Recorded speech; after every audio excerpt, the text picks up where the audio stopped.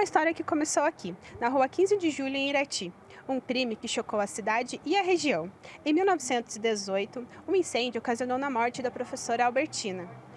O principal suspeito foi o marido, que depois de um processo judicial foi inocentado.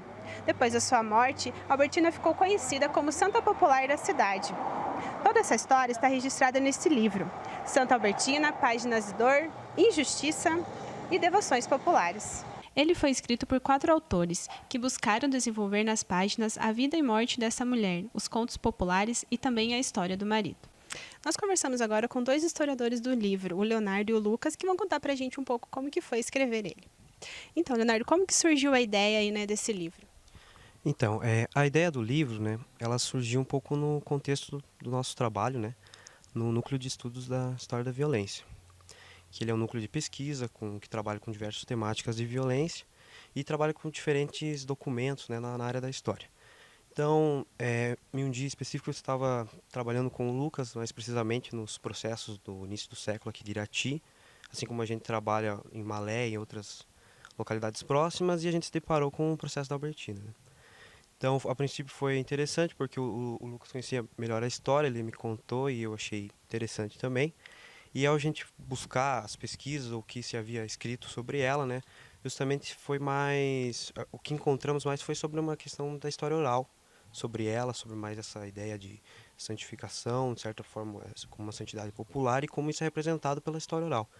Então, a partir do momento que a gente estava com a fonte que seria o processo criminal, né, que seria um documento escrito e que tem uma importância diferente para a história, são fontes diferentes para a história, a gente buscou produzir alguma coisa a partir do livro, do documento escrito, né, e a partir disso também relacionar com as questões da história oral, ou seja, né, então buscar entender essa história dela, o que se havia escrito nesse processo e o que as pessoas até hoje, né, falam sobre a história dela. E como que foi fazer o livro, né, Lucas? Teve muitas dificuldades? Como que foi esse processo de vocês? Bem, foi um processo longo, foram 2 anos, né, de pesquisa, de escrita entre os autores. No caso, foram muitas discussões também com os outros autores, no caso o professor Hélio Chodolac, né, que também é coordenador do Núcleo de Pesquisa em História da Violência, o Felipe Arnaldo Cesarinho, que também é um dos autores do livro. E depois de todas essas discussões, depois de todo um tratamento teórico, nós buscamos então sistematizar a organização do livro.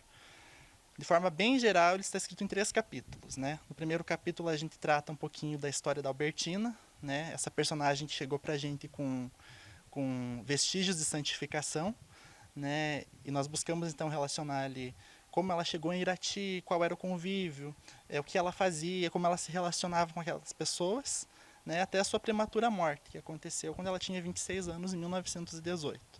Né? Depois disso, nós então entramos no processo criminal propriamente dito. Né, o marido foi acusado, marido chamado Arcílio, e ele conseguiu a absolvição. Então, como ele conseguiu essa absolvição? É aquilo que nós nos preocupamos mais no primeiro capítulo do livro. No segundo capítulo, nós tratamos então de como as pessoas que conviviam e que hoje fazem parte também da sociedade reagiram à sentença proferida pelo judiciário. No caso específico da Albertina, elas rejeitaram a verdade produzida. Aliás, elas condenaram o marido, né, e santificaram a vítima. Então nós tratamos um pouquinho mais desse processo, como se deu realmente na prática. Né? E no terceiro capítulo nós tratamos especificamente do marido. Né? Quem era o Arcílio, como ele chegou aqui, quais valores eram perceptíveis na vida dele que de certa forma permeavam a vida masculina, diríamos assim, de um Irati ali no início do século XX. No quesito da dificuldade, eu acredito que o maior desconforto que nós tivemos produzindo o livro foi nós, enquanto 4 historiadores, aliás, um historiador formado e 3 em formação, né, tiveram, enquanto homens, de tratar um tema que é muito frequente no nosso cotidiano, que é a violência contra a mulher. Né? É um tema que traz muito desconforto mesmo. Como eu falei, se nós pensamos, então, no nosso presente, nós recorremos aos dados da Secretaria de Estado de Segurança do Paraná, nós vemos que nos 2 últimos anos, aproximadamente 350 mulheres foram assassinadas. Né? Em suma, mulheres sendo vítimas de maridos agressores ou então de maridos assassinos. Se você volta os olhos ao passado, 100 anos atrás, né, mulheres sendo vítimas de maridos assassinos. Dentro do livro tem histórias populares, né, das pessoas, até a gente vê no túmulo ali agradecimentos, né? Tem alguma que chama mais a atenção de vocês? Então, eu acredito que são várias histórias, né? Cada uma possui sua particularidade e sua importância, né? No contexto da nossa pesquisa. Porém, acho que são todas fantásticas, todas são de uma criatividade muito bonita, né? E dessa forma a gente não consegue elencar uma ou outra, sabe? Então eu acredito que todas têm a sua importância e todas são fantásticas na sua particularidade. A gente vê que, apesar dessas várias histórias, elas possuem uma ideia de que realmente o marido, né, matou ela e queimou a casa. São discursos que possuem uma regularidade que são importantes, né, dessa forma.